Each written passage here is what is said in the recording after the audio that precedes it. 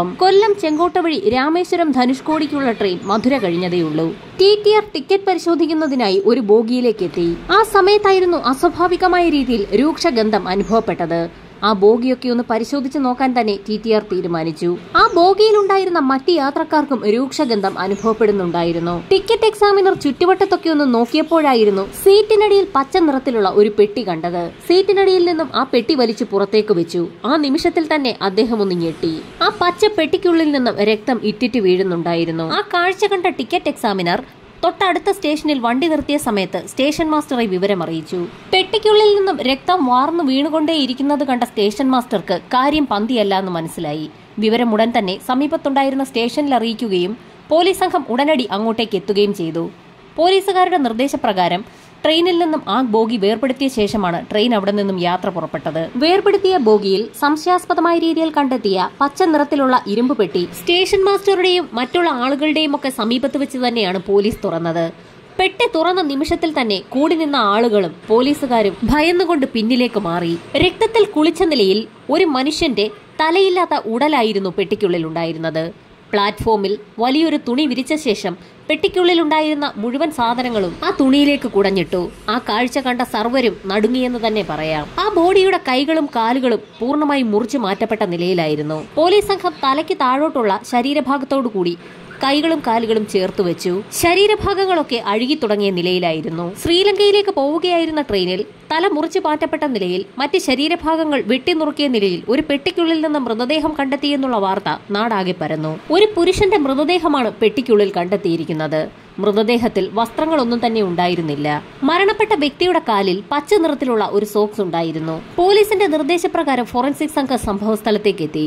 Inquest നടപടികൾ പൂർത്തിയാക്കിയ ശേഷം മൃതദേഹം മധുര ഹോസ്പിറ്റലിലേക്ക് ഷിഫ്റ്റ് ചെയ്തു. പോസ്റ്റ്മോർട്ടം റിപ്പോർട്ടിൽ മൃതദേഹ ഭാഗങ്ങൾ മൂർച്ചയേറിയ ആയുധം കൊണ്ടാണ് മുറിച്ചു മാറ്റിയിരിക്കുന്നതെന്ന് വ്യക്തമായി. എന്നാൽ മുറിച്ചു മാറ്റപ്പെട്ട ശരീരഭാഗങ്ങളിലൊന്നും തന്നെ ചതവേറ്റിട്ടില്ല എന്ന് കൂടി റിപ്പോർട്ടിൽ നിന്നും വ്യക്തമായിരുന്നു. ഇതോടൊപ്പം തന്നെ മൃതദേഹത്തിന്റെ നെഞ്ചുഭാഗത്ത് ആഴത്തിലുള്ള ഒരു മുറിവുണ്ടായിരുന്നു. ഒറ്റവെട്ടിന് ശരീരഭാഗങ്ങൾ മുറിച്ചിരിക്കുകയാണ്. മൃതദേഹത്തിന്റെ എല്ലുകൾ പരിശോധിച്ചതിൽ നിന്നും ഏകദേശം 24-നും 28-നും ഇടയിൽ പ്രായമുള്ള വ്യക്തിയാണ് കൊല്ലപ്പെട്ടിരിക്കുന്നതെന്ന് പോലീസ് നിഗമനത്തിലെത്തി. FIR രജിസ്റ്റർ ചെയ്ത ശേഷം പോലീസ് സംഘം അന്വേഷണം ആരംഭിച്ചു. ഏത് സ്റ്റേഷനിൽ നിന്ന് കയറിയ വ്യക്തികളാണ് പെട്ടി ബോഗിക്കുള്ളിൽ ഉപേക്ഷിച്ചതെന്ന് പോലീസിന് കണ്ടെത്തേണ്ടത് വളരെ പ്രധാനപ്പെട്ട ഒരു കാര്യമായിരുന്നു. അതുമാത്രവുമല്ല, ട്രെയിനിൽ നിന്ന് പെട്ടി കണ്ടെത്തിയ സാഹചര്യത്തിൽ ആ ബോഗി വേർപെടുത്തിയ ശേഷം ആ ട്രെയിൻ യാത്രക്കാരുമായി ശ്രീലങ്കയിലേക്ക് പോവുകയും ചെയ്തു. അതുകൊണ്ട് തന്നെ അന്നത്തെ ട്രെയിനിലുണ്ടായിരുന്ന യാത്രക്കാരെയൊന്നും ചോദ്യം ചെയ്യാൻ പോലീസിന് കഴിഞ്ഞതുമില്ല. കേസന്വേഷണം പുരോഗമിക്കുന്നതിനിടയിൽ ചെന്നൈയിലെ റോയാപുരം ബീച്ചിൽ ഒരു പോലീസുകാരൻ ഞെട്ടിക്കുന്ന ഒരു കാഴ്ച കണ്ടു. അയാൾ ആ ബീച്ചിൽ കൂടി നടക്കുന്ന സമയത്ത് ശക്തമായ തിരയിൽപ്പെട്ട് ഒരു കവർ കരക്കടിഞ്ഞിരിക്കുകയാണ്. ആ കവർ കണ്ടപ്പോൾ തന്നെ പോലീസുകാരൻ അതിനടുത്തേക്ക് എത്തുകയും അത് തുറന്നു നോക്കുകയും ചെയ്തു. നടക്കുന്ന ഒരു കാഴ്ചയായിരുന്നു അതിൽ കണ്ടത്. ഒരു മനുഷ്യന്റെ തലയായിരുന്നു ആ കവറിനുള്ളിൽ ഉണ്ടായിരുന്നത്. ആ പോലീസുകാരൻ ഉടൻ തന്നെ വിവരം പോലീസ് സ്റ്റേഷനിൽ അറിയിച്ചു. അപ്പോഴേക്കും ആ പ്രദേശമാകെ ആളുകളെ കൊണ്ട് നിറഞ്ഞിരുന്നു. പ്രാഥമിക പരിശോധനകൾ പൂർത്തിയാക്കി മൃതദേഹത്തിന്റെ ആ തലയുടെ ഭാഗം ചെന്നൈ മെഡിക്കൽ കോളേജിലേക്ക് മാറ്റി. ഈ സമയത്ത് മധുര ഡിസ്ട്രിക്ട് ഹെഡ്ക്വാർട്ടേഴ്സിൽ 2 ദിവസം മുൻപ് ലഭിച്ച മൃതദേഹ ഭാഗങ്ങളെക്കുറിച്ചുള്ള ഇൻഫർമേഷൻ ചെന്നൈയിലും എത്തിയിരുന്നു. ആ വിവരം അറിയാവുന്ന ഹെഡ്ക്വാർട്ടേഴ്സിലെ ഉദ്യോഗസ്ഥർ മധുരയിൽ നിന്നും ട്രെയിനിനുള്ളിൽ നിന്ന് ലഭിച്ച മൃതദേഹ ഭാഗങ്ങൾ ചെന്നൈയിലേക്ക് കൊണ്ടുവരാൻ നിർദ്ദേശം നൽകി. ആ മൃതദേഹ അവശിഷ്ടങ്ങളുടെ ഭാഗമായ തലയാണോ ലഭിച്ചിരിക്കുന്നതെന്ന് മനസ്സിലാക്കുന്നതിന് വേണ്ടി ചെന്നൈ മെഡിക്കൽ കോളേജിലെ വിദഗ്ധരടങ്ങുന്ന ഡോക്ടർ സംഘം പരിശോധന ആരംഭിച്ചു. ഡോക്ടർമാരുടെ വിശദമായ പരിശോധനയിൽ ഒരേ വ്യക്തിയുടേത് തന്നെയാണ് ആ തലയും ഉടലുമെന്ന് വ്യക്തമായി. കടപ്പുറത്തടിഞ്ഞ തലയുടെ ഭാഗം ഉൾപ്പെടുന്ന കവറിനുള്ളിൽ നിന്നും ബ്രൗൺ നിറത്തിലെ ഒരു ഷർട്ടും പോലീസിന് ലഭിച്ചു. അത് തൊണ്ടി മുതലായി കസ്റ്റഡിയിൽ ശേഖരിക്കുകയും ചെയ്തു. ചെന്നൈ മെഡിക്കൽ കോളേജിലെ ഡോക്ടർ KC ജോസഫും CP ഗോപാലകൃഷ്ണനും ചേർന്നായിരുന്നു പോസ്റ്റ്മോർട്ടം നടത്തിയത്. പോസ്റ്റ്മോർട്ടം നടത്തിയ ശേഷം വിശദമായ റിപ്പോർട്ടാണ് അവർ തയ്യാറാക്കിയത്. തലയും ഉടലും കൂടി ചേർത്തപ്പോൾ 5 അടി 5 ഇഞ്ച് പൊക്കമുള്ള ഒരു പുരുഷന്റേതാണെന്ന് വ്യക്തമായി. അയാളുടെ ആമാശയത്തിൽ നിന്നും ലഹരി മരുന്നുകളുടെ സാന്നിധ്യം കണ്ടെത്തി. പോസ്റ്റ്മോർട്ടം റിപ്പോർട്ടിലെ മറ്റൊരു കണ്ടെത്തൽ പോലീസുകാരെ തീർത്തും അമ്പരപ്പിക്കുന്നതായിരുന്നു. ചെന്നൈയിലെ വിദഗ്ധരടങ്ങുന്ന ഡോക്ടർ സംഘം നടത്തിയ പോസ്റ്റ്മോർട്ടത്തിൽ നിന്നും ആ ബോഡിയുടെ ഉടമയ്ക്ക് ഏകദേശം 40 വയസ്സ് പ്രായം തോന്നിക്കുമെന്നായിരുന്നു രേഖപ്പെടുത്തിയിട്ടുള്ളത്. എന്നാൽ നേരത്തെ മധുര ഹെഡ്ക്വാർട്ടേഴ്സിൽ നടത്തിയ പോസ്റ്റ്മോർട്ടത്തിൽ 24-നും 28-നും ഇടയിൽ പ്രായമുള്ള വ്യക്തിയാണ് മരണപ്പെട്ടിരിക്കുന്നതെന്നുള്ള കണ്ടെത്തലായിരുന്നു ഉണ്ടായിരുന്നത്. ഈ സമയത്തായിരുന്നു ചെന്നൈ പോലീസ് സ്റ്റേഷനിൽ ലഭിച്ച ഒരു പരാതി പോലീസ് സംഘം വിശദമായി ഒന്ന് പരിശോധിക്കുന്നത്. 2 ദിവസങ്ങൾക്ക് മുൻപ് ഒരു സ്ത്രീ തന്റെ ഭർത്താവിനെ കാണാനില്ല എന്നൊരു പരാതി പോലീസ് സ്റ്റേഷനിൽ നൽകിയിരുന്നു. നേരത്തെ ആർമിയിൽ ജോലി ചെയ്തിരുന്ന അയാൾ ആ ജോലി മതിയാക്കിയ ശേഷം ഇപ്പോൾ വീടാന്തരം കയറിയിറങ്ങി പേനയും തുണിയുമൊക്കെ വിൽക്കുന്ന ജോലിയാണ് ചെയ്യുന്നത്. തങ്ങൾക്ക് ലഭിച്ച മൃതദേഹ ഭാഗങ്ങൾ ഒരുപക്ഷെ ആ സ്ത്രീ നൽകിയ പരാതിയിൽ പറയുന്ന വ്യക്തിയുടേതാണോ എന്ന് തിരിച്ചറിയുന്നതിനായി പോലീസ് സംഘം ആ സ്ത്രീയെ ഉടൻ തന്നെ സ്റ്റേഷനിലേക്ക് വിളിച്ചു വരുത്തിയ ആ സ്ത്രീക്ക് മുൻപിലേക്ക് പോലീസ് സംഘം തങ്ങളുടെ കൈവശമുണ്ടായിരുന്ന ബ്രൗൺ നിറത്തിലുള്ള ആ ഷർട്ട് കാണിച്ചു കൊടുത്തു. ഷർട്ട് കണ്ടപ്പോൾ തന്നെ ആ സ്ത്രീക്ക് ചില സംശയങ്ങൾ തോന്നുകയും ഷർട്ട് തിരിച്ചും മറിച്ചുമൊക്കെ നോക്കുകയും ചെയ്തു. പോലീസ് സംഘം ഉടൻ തന്നെ ആ സ്ത്രീയുമായി ചെന്നൈ മെഡിക്കൽ കോളേജിലേക്ക് തിരിച്ചു. മൃതദേഹം സൂക്ഷിച്ചിരിക്കുന്ന മോർച്ചറിയിലേക്കാണ് പോലീസ് സംഘം അവരെയും കൂട്ടി പോയത്. മോർച്ചറിയിൽ സൂക്ഷിച്ചിരിക്കുന്ന മൃതദേഹം ആ സ്ത്രീക്ക് കാണിച്ചു കൊടുത്തു. മുഖം പൂർണ്ണമായും അഴുകിയ നിലയിലായതിനാൽ തന്നെ ആ സ്ത്രീക്ക് തന്റെ ഭർത്താവാണോ ഇതെന്ന് തിരിച്ചറിയാൻ കഴിയുന്നുണ്ടായിരുന്നില്ല. ഈ സമയത്താണ് ആ സ്ത്രീ മൃതദേഹത്തിന്റെ ചെവിയിലേക്ക് സൂക്ഷിച്ചു നോക്കുന്നത് പോലീസ് സംഘം കണ്ടത്. ചെവിയിലേക്ക് നോക്കിയ സമയത്ത് കമ്മലിട്ടിരുന്ന കിഴുത്ത ആ സ്ത്രീക്ക് കാണാൻ കഴിഞ്ഞു. അതിൽ നിന്നും അത് തന്റെ ഭർത്താവ് തന്നെയാണെന്ന് ആ സ്ത്രീ പോലീസിന് മുൻപാകെ മൊഴി നൽകി. മൃതദേഹത്തിന്റെ അരഭാഗത്ത് കെട്ടിയിരുന്ന ചരട്, കാലിലുണ്ടായിരുന്ന പച്ച നിറത്തിലുള്ള സോക്സ് ഇവയെല്ലാം പോലീസ് സംഘം കസ്റ്റഡിയിൽ സൂക്ഷിച്ചിരുന്നു. അതെല്ലാം ആ സ്ത്രീ തന്റെ ഭർത്താവിന്റേത് തന്നെയെന്ന് തിരിച്ചറിയുകയും ചെയ്തു. സ്ത്രീയുടെ പരാതിയനുസരിച്ച് കൊല്ലപ്പെട്ടിരിക്കുന്ന വ്യക്തി ചെട്ടിയാർ വംശത്തിലുള്ള അളവന്താർ എന്ന വ്യക്തിയാണെന്ന് പോലീസിന് വ്യക്തമായി. കൊല്ലപ്പെട്ട വ്യക്തിക്ക് ശത്രുക്കളായി ആരെങ്കിലും ഉണ്ടോ എന്നുള്ള കാര്യം പോലീസിന് അറിയണമായിരുന്നു. അതുകൊണ്ട് തന്നെ ആ സ്ത്രീയെ പോലീസ് സംഘം വിശദമായി ചോദ്യം ചെയ്തു. എന്നാൽ അവരുടെ അറിവിൽ തന്റെ ഭർത്താവിന് അങ്ങനെ ശത്രുക്കളാരും ഉള്ളതായി അറിവില്ല എന്നായിരുന്നു ആ സ്ത്രീ പോലീസിന് മുൻപാകെ നൽകിയ മൊഴി. പേനകളും തുണിത്തരങ്ങളും വീടാന്തരം കയറിയിറങ്ങി കച്ചവടം ചെയ്യുന്ന വ്യക്തിയായിരുന്നു അളവന്താർ. ചെന്നൈയിലെ തന്നെ ഒരു കടയിൽ നിന്നുമായിരുന്നു വിൽപ്പനയ്ക്കാവശ്യമായ പേന കളക്ട് ചെയ്യാറുള്ളത്. ആ സ്ത്രീ പറഞ്ഞതനുസരിച്ച് പോലീസ് സംഘം അളവന്താർ എത്താറുള്ള കടയിലെത്തി വിശദമായ അന്വേഷണം തന്നെ നടത്തി. അയാൾ അവിടെ എത്തി പേന മൊത്തമായും ചില്ലറയായും വാങ്ങാറുണ്ടെന്നും അത് കച്ചവടം ചെയ്യാറുണ്ടായിരുന്നു എന്നും അവിടെയുള്ള ജീവനക്കാർ പോലീസിന് മൊഴി നൽകി.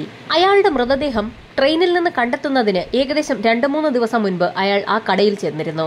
ആ സമയത്ത് ദേവകി മേനോൻ എന്നൊരു സ്ത്രീയുമായി കുറെ നേരം സംസാരിച്ച് നിന്നിരുന്നു എന്നും ജീവനക്കാർ പോലീസിന് മൊഴി നൽകി.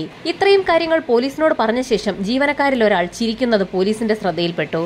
അയാളുടെ ചിരി അത്ര ശരിയല്ല എന്ന് തോന്നിയ പോലീസ് സംഘം ആ ചിരിയുടെ അർത്ഥം എന്താണെന്ന് ചോദിക്കുകയും ചെയ്തു. അളവന്താറിന് പേനയും തുണിത്തരങ്ങളും വിൽക്കാൻ ചെല്ലുന്ന വീടുകളിൽ സ്ത്രീകളുമായൊക്കെ ബന്ധമുണ്ടായിരുന്നു. അതത്ര നല്ല രീതിയിലുള്ള ബന്ധമല്ലായിരുന്നു എന്നും ജീവനക്കാർ പോലീസിന് മൊഴി നൽകി. ജീവനക്കാർ പോലീസുകാരുമായി സംസാരിക്കുന്ന സമയത്തായിരുന്നു ആ കടയുടെ ഉടമ അവിടേക്ക് എത്തിയത്. ശരിക്കും ഞെട്ടിക്കുന്ന ചില കാര്യങ്ങൾ കടയുടമയിൽ നിന്നും പോലീസിന് ലഭിച്ചു. അളവന്താർ എന്ന വ്യക്തി ഏതാനും ദിവസങ്ങൾക്ക് മുൻപാണ് അവസാനമായി ആ കടയിലെത്തിയത്. അവരെല്ലാവരും അയാളെ അവസാനമായി കാണുന്നത് ദേവകി മേനോൻ എന്ന സ്ത്രീയുമായി അയാൾ സംസാരിച്ചു നിൽക്കുന്ന കാഴ്ചയാണ്. കുറെ ദിവസങ്ങളായി അയാളെ കടയിലേക്ക് കാണാത്ത സാഹചര്യത്തിൽ കടയുടമ ദേവകി മേനോന്റെ വീട്ടിൽ ചെന്ന് ഒരു അന്വേഷണം നടത്തി. ആ സ്ത്രീ അവിടെ നിന്ന് വീടൊഴിഞ്ഞ് ബോംബെയിലേക്ക് പോയി എന്നായിരുന്നു വീട്ടുടമസ്ഥൻ പറഞ്ഞത്. അത് കേട്ട കടയുടമ വീട്ടുടമസ്ഥന്റെ കയ്യിൽ നിന്ന് താക്കോൽ വാങ്ങിയ ശേഷം ദേവകി മേനോന്റെ വീട് ഒന്ന് തുറന്നു പരിശോധിച്ചു. ആ വീടിനുള്ളിലെ ഭിത്തിയിൽ രക്തക്കറ കണ്ടു എന്നുകൂടി അയാൾ പോലീസിന് മൊഴി നൽകി. പോലീസ് സംഘം ഉടൻ തന്നെ കടയുടമയും കൂട്ടി ദേവകി മേനോൻ താമസിച്ചിരുന്ന വാടക വീട്ടിലേക്ക് എത്തി.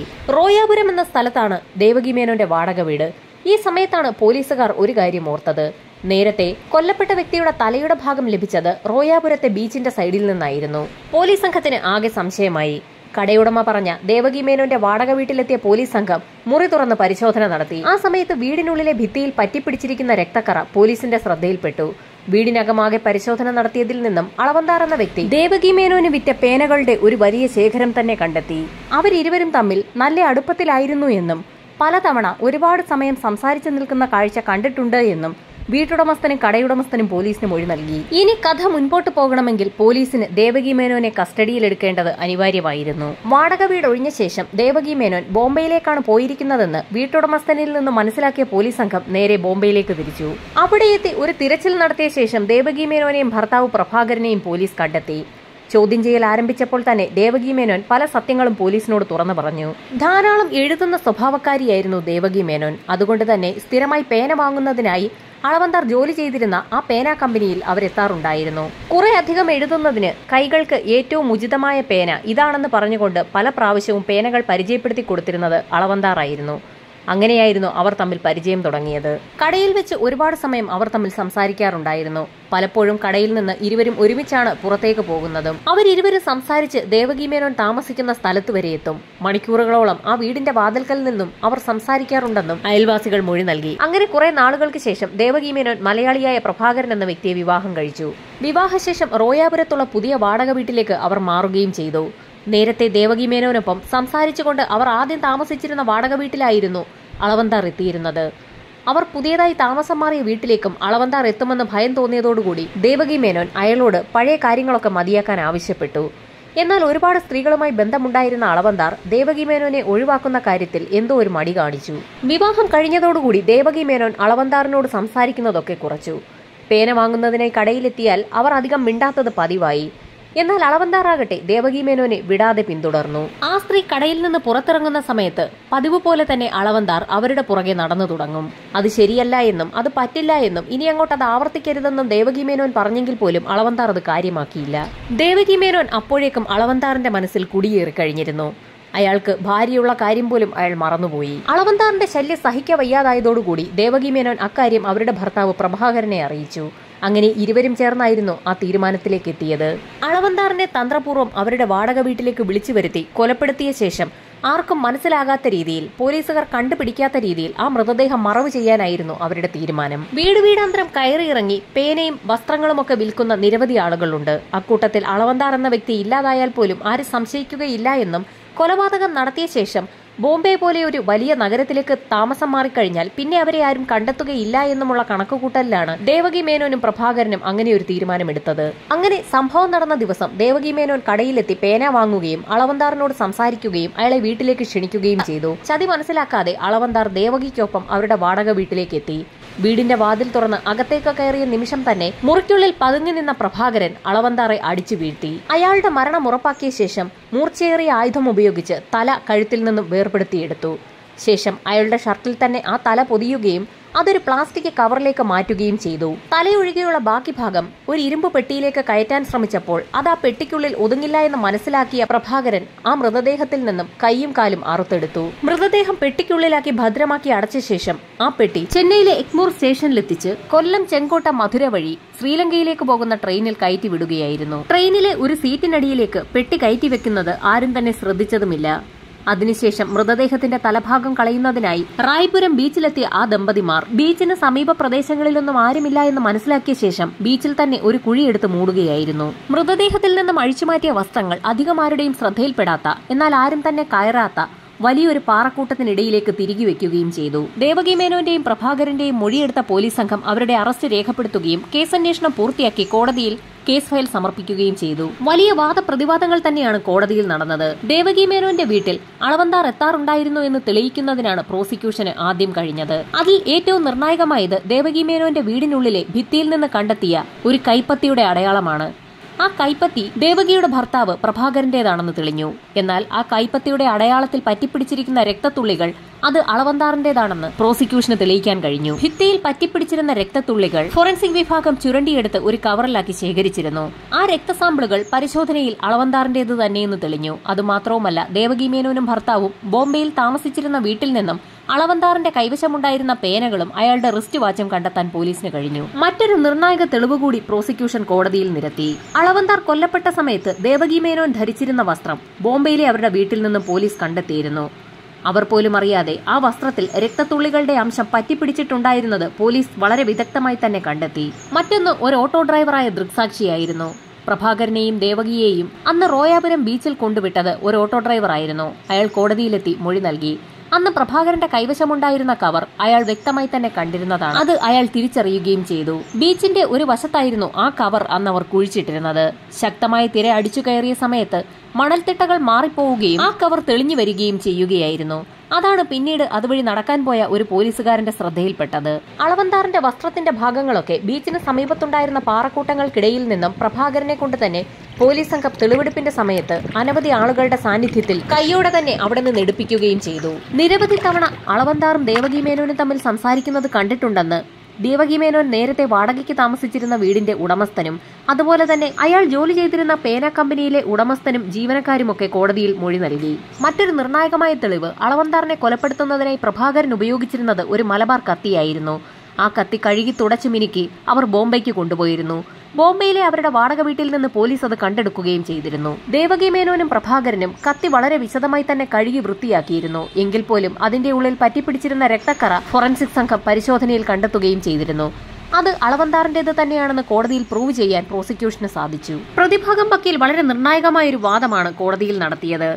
മാന്യമായി ജീവിക്കാൻ ദേവകി മേനോനെയും ഭർത്താവ് പ്രഭാകരനെയും അളവന്തർ അനുവദിക്കാത്ത സാഹചര്യത്തിലാണ് അവർ അങ്ങനെയൊരു കൃത്യത്തിലേക്ക് എത്തിച്ചേർന്നതെന്നായിരുന്നു പ്രതിഭാഗത്തിന്റെ വാദം. അതുകൊണ്ട് തന്നെ ഇതിൽ കടുത്ത ശിക്ഷ അവർ അർഹിക്കുന്നില്ല എന്നും അയാൾ കോടതിയിൽ വ്യക്തമാക്കി. പ്രതിഭാഗത്തിന്റെ വാദങ്ങൾ കൂടി കണക്കിലെടുത്ത് കോടതി നിർണായകമായ ശിക്ഷയും വിധിച്ചു. കൊലപാതകം ആസൂത്രണം ചെയ്തതും നടത്തിയതും പ്രഭാകരനാണ്. അയാൾക്ക് 7 വർഷത്തെ തടവും ദേവകി മേനോന് 3 വർഷത്തെ തടവുമാണ് കോടതി വിധിച്ചത്.